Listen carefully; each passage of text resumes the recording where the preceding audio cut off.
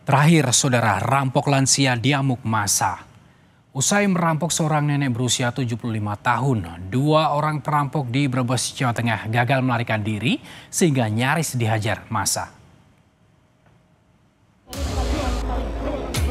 Inilah momen ketika warga berbondong-bondong menggiring salah seorang pelaku perampokan terhadap seorang warga lansia di Brebes, Jawa Tengah. Kejadian bermula ketika tiga pelaku dengan mobil minibus menghampiri seorang nenek berusia 75 tahun yang mengaku kenal dengan anaknya dan memintanya masuk ke dalam mobil.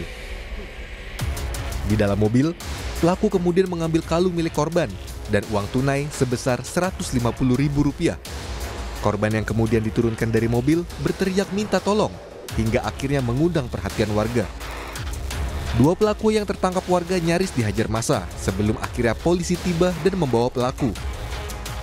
Pelaku ini itu berpura-pura kenal dengan anak korban, sehingga korban ini dirayu untuk diajak ngobrol di dalam mobil. Pada saat diajak ngobrol, tanpa disadari oleh para korban, itu diambillah kalung liontin dan juga uang sebesar Rp150.000. Kebetulan kan untuk korban ini usianya 75 tahun. Jadi merasa tidak sadar. Kemudian tiga orang pelaku ini, yang satu mengawasi di luar, yang dua orang itu eksekusi di dalam. Setelah korban itu diambil liontin dan juga uangnya, kemudian diturunkan.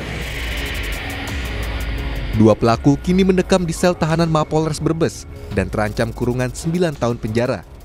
Sementara satu pelaku lainnya kabur dan masih dalam pengejaran polisi. Yuli Hardianto, Kompas TV, Brebes, Jawa Tengah.